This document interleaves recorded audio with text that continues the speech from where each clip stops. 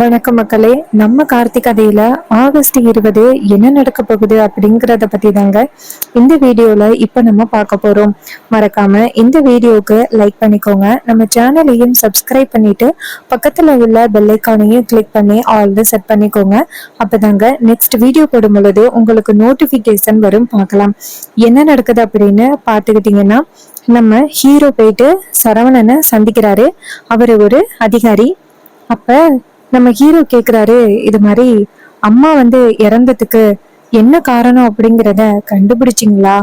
அதுக்கு அவரு சொல்றாரு, இல்ல கார்த்திக், என்னால முடிஞ்ச அளவுக்கு என்கொயரி பண்ணிக்கிட்டு தான் இருக்கேன், ஆனா கரெக்டா கண்டுபிடிக்க முடியல. உங்க அம்மா இருந்த வீட்ல இருந்து திடீர்னு வெளியில வந்திருக்காங்க.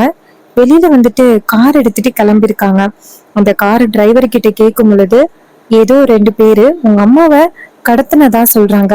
ஆனா அது யாரு அப்படின்னு அவருக்கு சரியா அடையாளம் தெரியல. ஒருவேளை அவருக்கு அடையாளம் தெரிஞ்சிருந்தா இந்நேரம் உண்மையை கண்டுபிடிச்சிருக்கலாம். அம்மாவை யாரு கடத்தினது, அந்த கடத்தினதுக்கு காரணமானவங்க யாரு அப்படிங்கிறதையும் கண்டுபிடிச்சிருக்கலாம். ஆனா அவங்க உண்மையை சொல்லாததுனால கண்டுபிடிக்க முடியல. ஹீரோ சொல்றாரு, அம்மா ரொம்ப பாவம், யாருக்கும் எந்தவித துரோகமும் நினைக்காதவங்க. இது வரைக்கும் நான் நல்லா இருக்கணும் அப்படின்னு நினைச்சுதான் அவங்க பல தியாகங்களை பண்ணியிருக்காங்க. ஆனா அவங்கள போய் இப்படி ஒரு நிலைமைக்கு ஆளாக்கிட்டாங்களே, அதை நினைச்சாதான் எனக்கு ரொம்ப கஷ்டமா இருக்கு. சரவணன் சொல்றாரு, இங்க பாரு கார்த்தி, கவலைப்படாத, நான் உன்னோட நண்பன் தானே. கூடிய சீக்கிரம் உங்க அம்மாவோட இறப்புக்கு யாரு காரணம் அப்படிங்கிறத கண்டுபிடிச்சிடலாம். இது கேட்டதும் ஹீரோ சொல்றாரு, சரி நான் போயிட்டு வரேன்.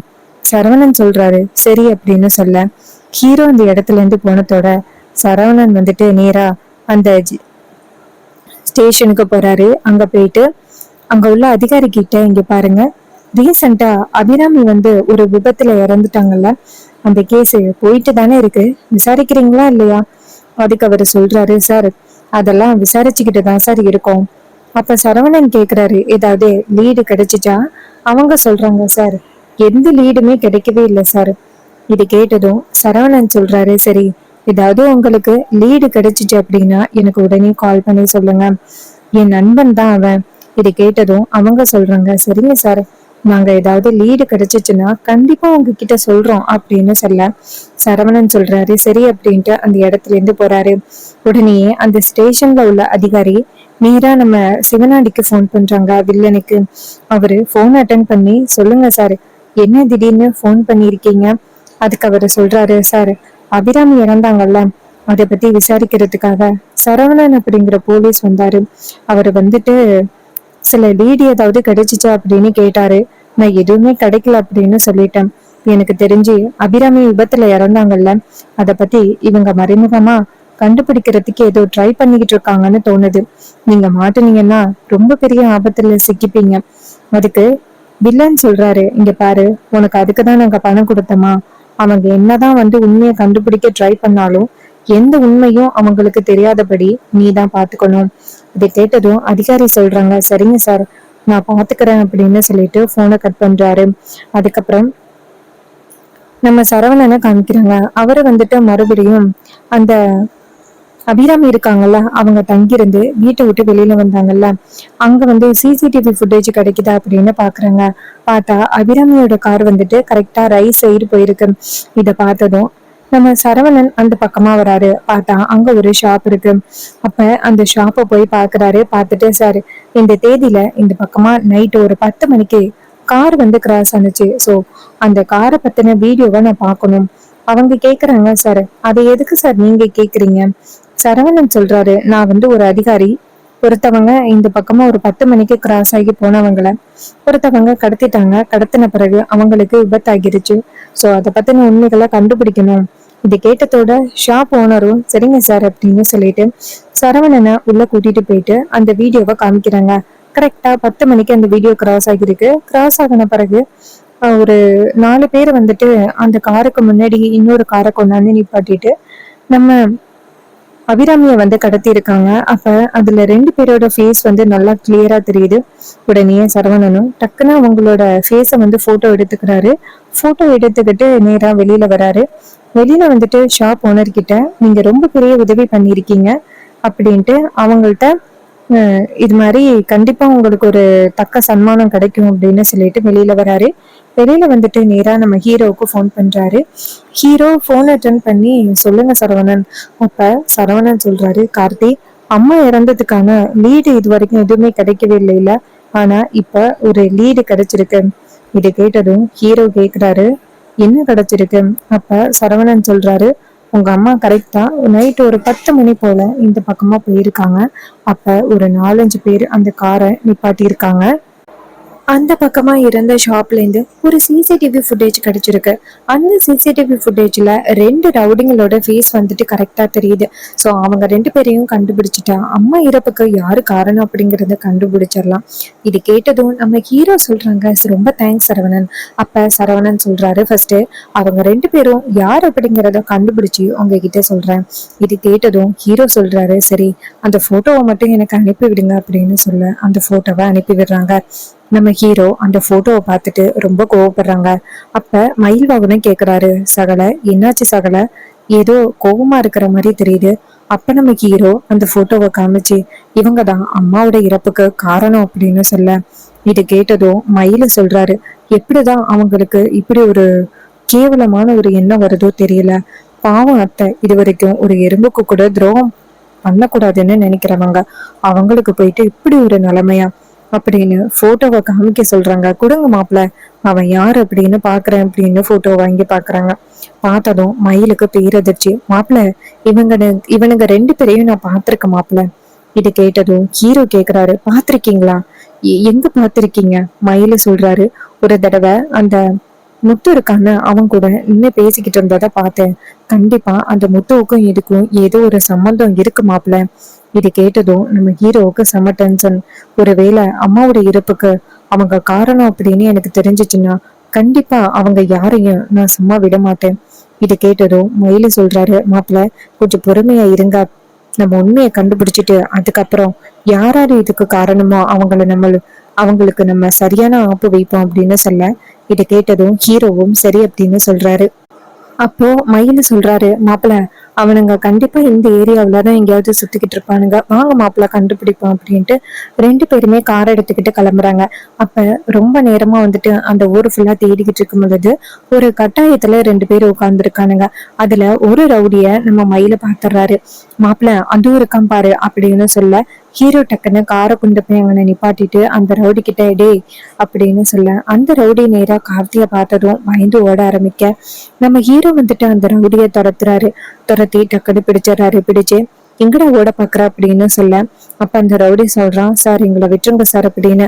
அப்ப ஹீரோ சொல்றாரு, இங்க பாரு, உன்னை விடுறதுக்காடா பிடிச்சேன் அப்படின்னு சொல்லி பிடிச்சிட்டு வந்து காருக்குள்ள அடைக்கிறாரு. காருக்குள்ள அடைச்சிட்டு நேரா குடனுக்கு கொண்டுட்டு போறாங்க. கொண்டுட்டு போயிட்டு அவனை கட்டி போடுறாங்க.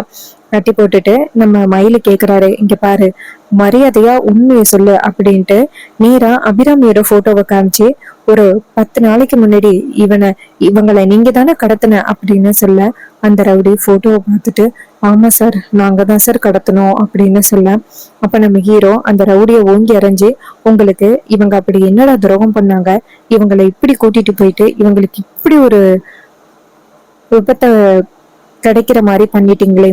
அதுக்கு அந்த ரவுடி சொல்றேன், சார் மன்னிச்சிருங்க சார், அவங்கள துரத்திக்கிட்டு போனோம், அவங்க டக்குன்னு போயிட்டு லாரியில விழுந்துட்டாங்க, நாங்க என்ன சார் பண்றது. அதுக்கு ஹீரோ கேக்குறாரு, இங்க பாரு, இவங்கள கடத்த சொன்னது யாரு, இப்ப உண்மையை சொல்ல புரியா இல்லையா. அதுக்கு அவரை சொல்றாரு, சார் நான் உண்மையை சொன்னேன்னா கண்டிப்பா அவங்க என்ன சும்மா விட மாட்டாங்க சார், என்னை விட்டுருங்க சார். அப்ப மயிலு சொல்றாரு, நீ மட்டும் உண்மையை சொல்லலைன்னா உன்னை நாங்க விட மாட்டோம். இதை கேட்டதும் அவரு ரொம்ப அதிர்ச்சி ஆகுறாரு.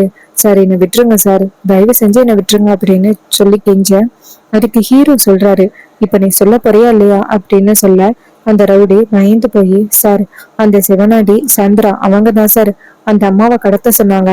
கோவில் கும்பாபிஷேகம் நடந்துகிட்டு இருந்துச்சு. அப்போ கரெக்டா கோவில் கும்பாபிஷேகம் நடக்க போற நேரத்துக்கு அந்த அம்மாவை கூட்டிட்டு வந்து, நீங்க தான் அந்த சேதுபதியோட பேரு, அபிராமியோட பையன் நீங்க தான் அப்படின்னு அவங்கள சொல்ல வைக்கிறதுனா சார் அவங்களோட பிளான்.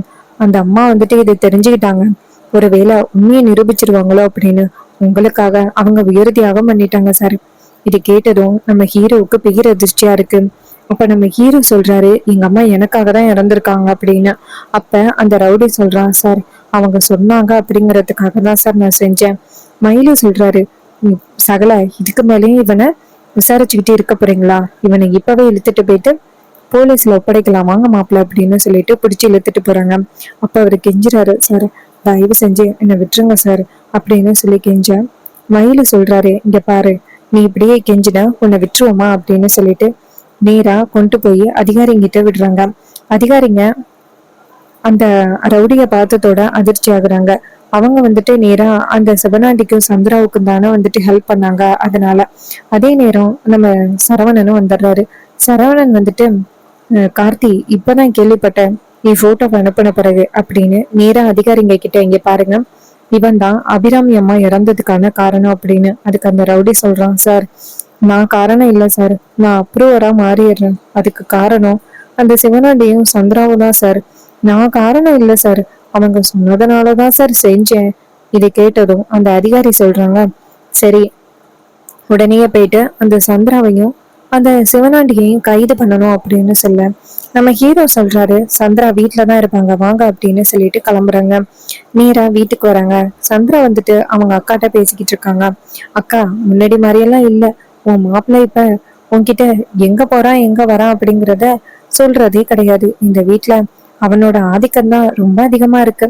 நீ எல்லாம் முன்னாடி மாதிரி ஸ்ட்ரிக்டா இல்லக்கா, சும்மா எல்லாத்தையும் லூஸ்ல விட்டுட்ட. எல்லாருக்கும் அதிகமா இப்ப எதுவுமே சொல்றதே கிடையாது. உன் மாப்பிள்ளையும் இந்த வீட்டுல அவன் தான் பெரிய ஆளு மாதிரி ஆடிக்கிட்டு இருக்கான். நீ டம்மி பீஸ் ஆயிட்ட. இது கேட்டதும் ஈஸ்வரி சொல்றாங்க, ஏண்டி இப்ப பார்த்தாலும் மாப்பிள்ளைய பத்தி ஏதாவது குறை சொல்லிக்கிட்டே தான் இருப்பியா? பாவம் அவரு இந்த குடும்பத்தோட பொறுப்பையும் பாத்துக்கிறாரு, இந்த கம்பெனியையும் பாத்துக்கிறாரு. அவரை போயிட்டு எப்ப பார்த்தாலும் இந்த மாதிரி குறை சொல்லிக்கிட்டே இருப்பியா? இங்க பாரு, இதுக்கப்புறம் மாப்பிள்ளைய பத்தி குறை சொல்ற வேலை வச்சுக்காத. அப்ப சந்திரா நினைக்கிறாங்க, என்ன இது இவ அந்த மாப்பிள்ளைக்கு இவ்வளவு சப்போர்ட் பண்றா அப்படின்ட்டு டென்ஷன் ஆகுறாங்க. அப்ப அந்த இடத்துக்கு போலீஸோட நம்ம ஹீரோ வராரு. போலீஸ பார்த்ததும் சந்திரா நினைக்கிறாங்க, இவன் எதுக்கு இப்ப போலீஸ கூட்டிட்டு வந்திருக்கான் அப்படின்னு. அப்ப நம்ம ஹீரோ அந்த இடத்துக்கு வந்ததோட அந்த நிக்கிறாங்களே சந்திரா அவங்கள கைது பண்ணுங்க அப்படின்னு சொன்னதும் சந்திராவுக்கு ரொம்ப அதிர்ச்சி ஆகுது. சந்திரா நேரா அந்த ஹீரோவை பார்த்து, டேய் இப்ப எதுக்கு நீ என்ன கைது பண்ண சொல்லி அதிகாரிங்களை கூட்டிட்டு வந்திருக்க? நான் அப்படி என்ன தப்பு பண்ணேன் அப்படின்னு சொல்லி கேட்க அதுக்கு நம்ம ஹீரோ சொல்றாரு, என்ன தப்பு பண்ணிருக்கியா? இது மாதிரி அபிராமி அம்மா இறந்ததுக்கு நீ தானே காரணம். இது கேட்டதும் அந்த சந்திராவுக்கு ரொம்ப அதிர்ச்சி ஆகுது. அப்ப நம்ம ஈஸ்வரி கேக்குறாங்க, மாப்பிள்ள என்ன மாப்பிள்ள நடக்குது? திடீர்னு அதிகாரிங்களை கூட்டிட்டு வந்துட்டு சந்திராவை கைது பண்ண சொல்றீங்க. கேட்டா அந்த அம்மா இறந்ததுக்கு ஏன் தங்கச்சி காரணம்னு சொல்றீங்க. இங்க பாருங்க மாப்பிள்ள, யாராவது உங்ககிட்ட தப்பான இன்ஃபர்மேஷன் கொடுத்துருப்பாங்க. அப்ப நம்ம ஹீரோ சொல்றாரு, இல்லத்த யாரும் தப்பான இன்ஃபர்மேஷன் கொடுக்கல, எல்லா உண்மையும் கண்டுபிடிச்சுட்டா வந்திருக்கோம் அப்படின்ட்டு சொல்ல அதிகாரிங்க சொல்றாங்க, ஆமா மேடம், இவங்க வந்துட்டு 2 3 ரவுடிகளை அனுப்பி அந்த அம்மாவை கடத்த சொல்லியிருக்காங்க. அந்த அம்மாவை கடத்தின பிறகு என்ன ஆச்சு அப்படின்னு பாத்துக்கிட்டீங்கன்னா, அவங்கள துரத்துனதுனால அவங்க வந்துட்டு போயிட்டு லாரியில விழுந்துட்டாங்க. அவங்களுக்கு ஏற்பட்ட விபத்துக்கு இவங்கதான் காரணம் அப்படின்னு சொன்னதும் நம்ம ஈஸ்வரிக்கு பேரதிர்ச்சியா இருக்கு. ஈஸ்வரி நேரா சந்திரா பார்த்து, சந்திரா என்ன சந்திரா இது? சந்திரா சொல்றாங்க, அக்கா என் மேல எந்த தப்பும் இல்லக்கா, உன் மாப்பிள்ள வந்துட்டு அனாவசியமா என் மேல பழி போட்டு இப்படி ஒரு வேலையை பண்றாங்கக்கா. அதிகாரிங்க சொல்றாங்க, மேடம் நாங்க எல்லா ஆதாரத்தோட தான் வந்திருக்கோம். இந்த மாதிரி இவங்க கடத்த சொன்ன ரவுடி வந்து அப்ரூவரா மாறிட்டான் அப்படின்னு. இது கேட்டதும் சந்திராவுக்கு சமாதிருச்சி ஆகுது. அப்ப அவங்க சொல்றாங்க, இவங்க மட்டும் இல்ல, இவங்களோட சேர்ந்து அந்த சிவனாண்டியும் தான் எப்படி ஒரு பிளான் பண்ணியிருக்கான். இது கேட்டதும் சந்திராவுக்கு ரொம்ப அதிர்ச்சியா இருக்கு. அப்ப அதிகாரிங்க நேரா சந்திராவை கைது பண்றாங்க. நம்ம ஹீரோ நேரா சந்திராவை பார்த்து, எங்க அம்மா இறந்ததுக்கு நீதான் காரணம் அப்படின்னு எனக்கு முன்னாடியே தெரிஞ்சிருந்துச்சுன்னா இன்னொரு நீ உயிரோடவே இருந்திருக்க மாட்டேன் அப்படின்னு சொல்ல அந்த சந்திரா வந்து பயத்துல நிக்கிறாங்க. அப்ப அந்த அதிகாரிங்க வந்துட்டு சந்திராவை கைது பண்ணி கூட்டிட்டு போறாங்க. இன்னொரு பக்கம் கண்டிப்பா ஒரு நாள் அபிராமி வந்து இறந்ததுக்கு சந்திரா காரணம் அப்படிங்கிறது தெரிய வரும். அது என்னைக்கு அந்த ஸ்டோரியை கொண்டுட்டு வர போறாங்க அப்படிங்கறத நம்ம பொறுத்திருந்து பார்ப்போம். அப்படி இல்லைனாலும் அபிராமி இறந்ததுக்கு இந்த சந்திரா காரணம்னு தெரிஞ்சு இப்படி அமைதியா இருக்காரு. ஆனா பாட்டியை பிடிச்சி தள்ளி விட்டுட்டாங்க அப்படின்னு தெரிஞ்சு கோவப்படுறாரு. என்னங்க இது நியாயம்? என்ன அப்படிங்கிறத மறக்காம கமெண்ட்ல சொல்லுங்க. அடுத்த வீடியோல பார்ப்போம். தேங்க்யூ ஃபார் வாட்சிங்.